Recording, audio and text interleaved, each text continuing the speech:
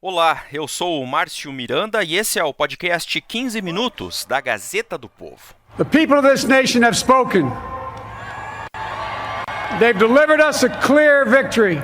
Os Estados Unidos elegeram o 46º presidente no último final de semana. A transição até já iniciou, só que apenas da parte dos vencedores, Joe Biden e Kamala Harris. Da parte do atual presidente, Donald Trump, ainda não. Até porque ele simplesmente não aceita a derrota na eleição. There's tremendous corruption and fraud going on. Nessa tentativa desesperada de continuar na disputa, Trump segue entrando com ações judiciais que buscam contestar resultados e também segue alegando, sem provas, algumas fraudes que até agora não apareceram. Além de, claro, mandar mensagens em letras garrafais no Twitter, do tipo "Stop the Count". De qualquer maneira, boa parte do mundo já reconhece Joe Biden como presidente eleito em 2020. Essa boa parte do mundo, é bom que se diga, não inclui o Brasil. O presidente Jair Bolsonaro ainda não parabenizou Joe Biden e Kamala Harris. Esse episódio especial, mais longo aqui do podcast 15 Minutos, fala de relações internacionais. O que esperar dos Estados Unidos de Joe Biden e Kamala Harris e da relação do Brasil com os norte-americanos, agora que não haverá mais essa sintonia entre Bolsonaro e o ocupante da Casa Branca. O convidado é o professor de História, podcaster do Xadrez Verbal e colunista aqui da Gazeta do Povo, Felipe Figueiredo. And I've told everybody that these things would happen. Queria começar então com a não aceitação da derrota, por parte do atual presidente Donald Trump. Até o momento, as tentativas judiciais de reverter esse resultado lá não renderam frutos. E aí eu pergunto, até onde o presidente Trump pode ir, hein, Felipe? Tem alguma chance real de conseguir vitórias, tanto nas justiças nos estados, quanto até eventualmente na Suprema Corte? Olha, Márcio, chances tem. O próprio Trump já falava da possibilidade da eleição ir parar na Suprema Corte.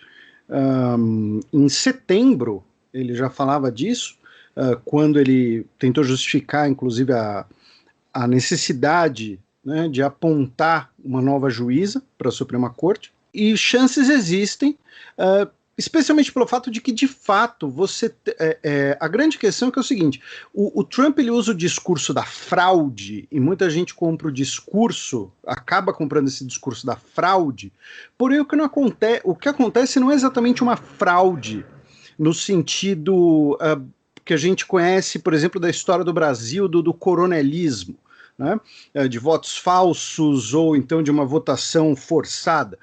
O que acontece é um emaranhado de regras diferentes. Você teve estados determinando que receberiam votos pelo correio apenas até o dia 3, outros estados determinando que votos que chegassem depois dessa data ainda seriam contados. A questão de validação das cédulas pelos correios e das atas eleitorais, então questões procedimentais de assinaturas e tudo mais, e você tem basicamente 50 regras diferentes quase. Então a grande questão que pode acabar parando na Suprema Corte é a adoção de um parâmetro universal. Porém, ao mesmo tempo, é importante colocar que o Donald Trump pode conseguir eventuais vitórias na justiça, seja nas justiças locais, seja na Suprema Corte. Porém, no atual momento, as diferenças de voto entre ele e o Joe Biden muito provavelmente não seriam alteradas ao ponto de mudar o resultado final da eleição. Mesmo que a não ser que o Donald Trump consiga todas as vitórias na justiça de todos os estados que ele deseja, é improvável que mesmo com algumas vitórias, ele consiga reverter o resultado da eleição como um todo. Então, assim, é 99,9% de que o presidente dos Estados Unidos, a partir do início do ano que vem, será Joe Biden. It's the honor of my lifetime that so many millions of Americans have voted for that vision. Um detalhe também, né, Felipe? Quem lê as suas colunas aqui na Gazeta do Povo e ouve, né, o podcast, o Xadrez Verbal, de certa maneira já esperava que tudo isso meio que estava previsto, né? Principalmente essa questão da contestação dos votos pelo correio. Eu queria que você lembrasse até a história da troca no correio lá nos Estados Unidos e a relação, especialmente, dos votos pelo correio com todo esse cenário de agora da contestação, vamos dizer assim, do Trump, Felipe. Efetivamente tivemos, né, uma mudança no comando dos Correios dos Estados Unidos em junho. O designado para o cargo, que ocupa o cargo, um cara chamado Louis DeJoy, que foi doador da campanha do Trump e é uma pessoa, digamos assim, associada ao Donald Trump, usando um termo muito comum na imprensa anglófona, né, associated, ao Donald Trump, desde do mundo dos negócios, digamos assim. Ele é um republicano de carteirinha, inclusive, ele participou da campanha, de outras campanhas republicanas, tanto locais quanto federais. Ele trabalha em algum estado do sul, né? Então, você teve essa nomeação em junho, muita gente acusou, né, de que o Donald Trump estaria fazendo uma intervenção nos Correios, e aí qual é o grande problema, né, que você mencionou, que eu já citei nas colunas e tudo mais, mas eu acho interessante repetir para o nosso ouvinte, né, compreender. Desde o início do ano, a gente saberia que nós teríamos, de forma inédita, um grande número de votos pelo correio por conta da pandemia, né? Então, a própria pandemia, ao mesmo tempo que desencorajou as pessoas a irem votar presencialmente por conta de aglomerações e filas, também foi usada como justificativa, também propiciou uma maior abertura das regras para o voto pelo correio, ou então o voto antecipado, né? O próprio Donald Trump votou de maneira antecipada, ele não votou no dia 3 de novembro, inclusive. Então você tinha a previsão já de um grande número de votos pelo correio por conta da pandemia para diminuir a quantidade de pessoas nas zonas eleitorais, aglomeradas, né, sujeitas, então, ao coronavírus. Aí nós temos um novo diretor do Correio, um novo carteiro geral dos Estados Unidos, que, associado ao Donald Trump, teve acusações também de diminuição do financiamento dos Correios nesse período, que contribuiu ali para uma zona logística. E qual era a grande preocupação do Donald Trump? É o seguinte, o Donald Trump ele tem um eleitorado muito fiel, ele cativa o eleitorado dele. Ele sob diversos aspectos do termo, ele é uma pessoa carismática. Mesmo quem odeia o Donald Trump tem que conceder que ele mobiliza as pessoas. Então, o eleitorado do Donald Trump iria votar debaixo de furacão, iria votar debaixo de temporal, de qualquer maneira. O Joe Biden, ele já não mobiliza tantas as pessoas. Eu costumo brincar que ele tem o carisma de uma batata, com todo respeito. Então, as pessoas não estavam tão dispostas assim a irem votar no Joe Biden, né? E lembrando que o voto não é obrigatório. Porém, a partir do momento que o voto é pelo correio, a rejeição ao Donald Trump acaba sendo um fenômeno que se torna decisivo. 70% das pessoas que declararam voto no Joe Biden, na pesquisa do Pew Research, disseram que o motivo do voto era ele não é Donald Trump. Era um voto movido apenas pela rejeição. E vamos lembrar, em 2016, o Donald Trump venceu as eleições, porém ele perdeu no voto popular. Ou seja, quanto mais gente votando, pior seria para o Donald Trump. Ele já sabia disso. Todo mundo já sabia disso. Então, a questão do voto pelo correio permite um maior comparecimento eleitoral, que, por sua vez, acabaria sendo algo negativo para o Donald Trump. This is going to be a fraud like you've never seen. Quer dizer, essa contestação ele começou a construir, vamos dizer assim, lá atrás, dá para dizer assim, né, com todo esse cenário que você trouxe aí. Sim, tem dois fenômenos, tem dois eventos para mim que são muito claros. É nomear um novo diretor dos Correios em junho, no meio de uma pandemia, basicamente sem muito motivo, né? E em setembro, quando da nomeação da nova juíza, Amy Barrett, que ficou todo mundo falando sobre questões de aborto de gestação, se ela era conservadora, ela é católica e tudo mais, e ele falar, não, é importante também porque a eleição pode parar na Suprema Corte. Ou seja, em setembro ele já estava pensando nisso. Bom, voltando aqui à questão também da eleição, o Felipe, mas sobre um outro aspecto. O Joe Biden foi eleito, mas os democratas perderam assentos na Câmara e não devem conseguir maioria também no Senado lá dos Estados Unidos. E aí, de que maneira essa configuração pode atrapalhar, talvez, os planos de governo dos democratas, hein, Felipe? Olha, certamente vão atrapalhar bastante. O Mitt Romney, né, o senador por Utah, que foi candidato a presidente, que é hoje talvez a principal liderança republicana em bater de frente com o Donald Trump, né, após o falecimento do senador John McCain. O Mitt Romney ele já falou que a ideia é evitar, por exemplo, o New Deal verde, é evitar uma ampliação do Medicare, né? Você ainda vai ter discussão do próprio Obamacare na justiça, na Suprema Corte. Então, muito provavelmente, esse cenário no legislativo vai acabar tornando o governo do Joe Biden um governo com dificuldades de atender os setores mais à esquerda do Partido Democrata.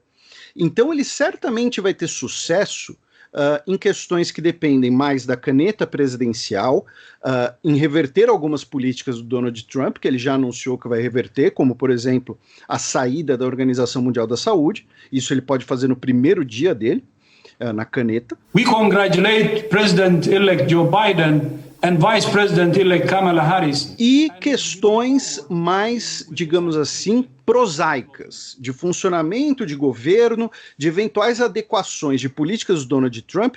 Agora, uma pauta ambiciosa, uma pauta Bernie Sanders, digamos assim, além do Joe Biden não ser esse cara, né, o Joe Biden ele não é um socialista, ao contrário do que algumas pessoas podem imaginar ou podem transmitir. O Joe Biden ele é um político tradicionalíssimo.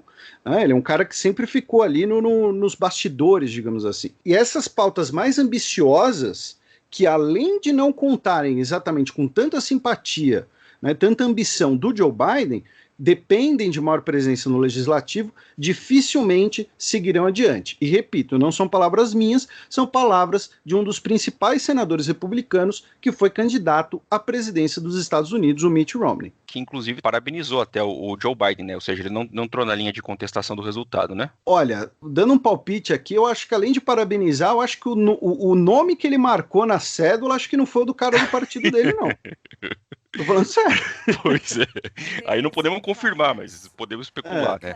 We, the people, have the power to build a better future. Eu queria falar um pouco sobre o papel da vice-presidente, a Kamala Harris. É claro que muito se falou da importância e do significado, né, de ser a primeira mulher vice-presidente, a primeira negra, a primeira filha de imigrantes, mas eu queria que se falasse também um pouco sobre o papel de vice-presidente, que lá nos Estados Unidos é mais do que um vice-presidente aqui no Brasil, por exemplo, né, Felipe?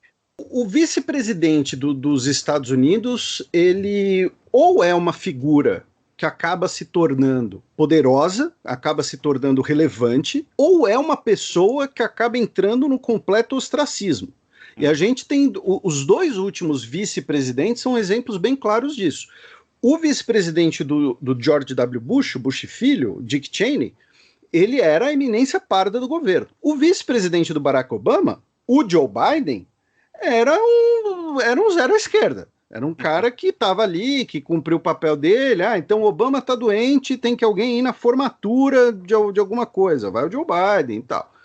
Ao meu ver, a escolha da Kamala Harris, e foi uma coisa que eu defendi, inclusive, em uma das colunas na Gazeta, foi bastante acertada, porque o voto nos Estados Unidos, ele tem, muitas vezes, um caráter demográfico muito importante, e, nesse sentido, ela era um grande complemento ao Joe Biden, né? O Joe Biden é um homem branco, idoso, político tradicional, de uma família tradicional, né? De uma família com laços históricos. Ela, uma mulher negra, filha de imigrantes, bem mais jovem do que ele, então acabava sendo um complemento nesse sentido eleitoral muito forte. E tem uma questão que é muito importante, que é o seguinte, não é rogando praga nem nada, mas o Joe Biden vai ser a pessoa mais velha ao assumir a presidência dos Estados Unidos, aos 77 anos de idade. Ele mesmo já falou que será presidente de um mandato. Então, a Kamala Harris, ela provavelmente vai ter um papel grande no governo Joe Biden por dois motivos. Primeiro, coordenações políticas mais enérgicas, digamos assim, que necessitem, né, de maior presença, e também a questão dela já ser praticamente uma pré-candidata democrata para 2024. Né? Então, ela muito provavelmente vai ter esse papel muito mais público do que alguns outros vice-presidentes tiveram. Aí entra uma coisa que encaixa bem no que você falou, que aí é outra coisa importante para a gente fechar essa pergunta, porque o programa é 15 minutos e você pergunta, eu vou falando, eu falo pra caramba. A gente vai, não tem problema, tem prorrogação hoje, não tem problema. Mas que é o seguinte, o vice-presidente dos Estados Unidos é o presidente do Senado e é o voto de Minerva do Senado, já que os Estados Unidos, o país é composto de 50 estados e cada um tem 2 senadores. Então, no final das contas, são 100 senadores, por isso é possível ter empate. Então, o presidente dos Estados Unidos, o vice-presidente, desculpe, ele pode ser o voto de Minerva no Senado, o que já foi decisivo em tempos recentes. Acaba sendo também uma questão interessante de ficar de olho. Então, assim, eu concordo plenamente com você quando você diz dos poderes do vice-presidente e, no caso específico da Kamala Harris, por todo esse contexto sui generis dessa eleição e desse governo de Joe Biden, ela certamente vai ter um papel bastante razoável. Eu lamento aqui aquele debate lá nos Estados Unidos, o Trump e de Joe Biden, né? O Brasil ainda não parabenizou o democrata. E aí eu queria saber o seguinte, cola como justificativa ao que vem sendo dado, né, por o fato do presidente Bolsonaro ainda não ter reconhecido a vitória do Biden, a história de esperar o desfecho judicial aí da disputa, pensando em diplomacia, né, já tá pegando mal e poderia até azedar alguma relação entre os países, hein, Felipe? Olha, azedar eu acho difícil, porque as relações entre o governo Bolsonaro e o governo Joe Biden, elas já começaram mal, né? Então, assim, a demora em dar parabéns pela eleição ou não acaba sendo só mais um elemento, mas a relação já iria começar mal por uma série de motivos. Usando o termo que você usou, né, para mim não cola, porque os países que estão seguindo essa postura, né, são basicamente 3, Brasil, México e Rússia. A China também não deu parabéns para o Joe Biden, mas não por questões de esperar a questão jurídica, mas porque espera para ver se o Donald Trump vai tentar alguma última cartada, algum último acordo, negociação com a China. Aliados tradicionais dos Estados Unidos e políticos de direita já deram parabéns para o Joe Biden. O melhor exemplo que a gente pode dar para isso é o Benjamin Netanyahu, que tuitou publicamente o parabéns dele para o Joe Biden. Não foi uma ligação por trás dos panos, uma coisa discreta. Não, ele tuitou para o mundo inteiro ler que ele deu parabéns para o Joe Biden pela sua vitória eleitoral. Então, não cola. A questão é que o Brasil fez uma aposta por filiações, por proximidades ideológicas. Essa aposta não se pagou e o Brasil está dobrando a aposta. Então, assim, o Brasil está pagando para blefar, né? O Brasil não tem as cartas na mão e pagou para manter um blefe. E dificilmente isso vai render. Como eu disse, tem o 0,1% de chance de render, mas não vai ser uma situação fácil, não vai ser uma situação tranquila, e, ao meu ver, inclusive, é uma aposta completamente injustificada. Né? É importante lembrar que o Donald Trump foi o único presidente dos Estados Unidos, desde o Jimmy Carter, que não veio ao Brasil no seu mandato. As relações comerciais entre os dois países não foram boas, foram apenas discurso, foram apenas deslumbre, com todo respeito. Então, é uma aposta que não tem tanta justificativa fora de eventuais laços ideológicos por visões similares, mais conservadoras da política externa brasileira e das relações internacionais atuais. China. O governo Biden, em relação a Trump, por exemplo, na relação com a China, né, no maior embate entre as potências no mundo no momento, o que deve ser diferente? O Biden certamente ele vai adotar uma postura mais, entre aspas, amigável, porém a principal diferença provável entre Trump e Biden no aspecto externo e em relação à China vai ser uma visão muito mais tradicional das alianças dos Estados Unidos e das não alianças, digamos assim, dos Estados Unidos. Então, a gente pode esperar bons laços, uma manutenção de laços com o Japão, com Coreia do Sul, uma reaproximação com a União Europeia, focar em boas relações comerciais com a União Europeia para, em conjunto, fazerem frente à China. A gente pode esperar o fim das conversas com a Coreia do Norte, a não ser que o governo sul-coreano do Moon Jae-in, que é uma pessoa favorável à unificação, à aproximação, insista muito e tome as rédeas desse processo. Então, o que eu quero dizer é, Joe Biden e China não vão virar melhores amigos, não vai ser uma mudança de 180 graus. Porém, a abordagem em relação aos outros países, em relação à China, deve mudar. Então, se o Donald Trump fala, não, o Japão tem que pagar pela presença das nossas tropas. O Joe Biden vai tirar esse discurso, vai falar que as tropas estão lá porque são países aliados, com laços profundos, desde o Comodoro Matthew Perry, a mesma coisa para a Coreia do Sul. Então, essa vai ser a diferença. Não vai ser tanto em relação à China, mas vai ser em relação aos outros países ao redor da China. Legal. Felipe Figueiredo, do Xadrez Verbal, colunista aqui da Gazeta do Povo. Obrigado por participar aqui desse episódio estendido do 15 Minutos. Até a próxima. Um abraço. Eu que agradeço e desculpa falar um monte.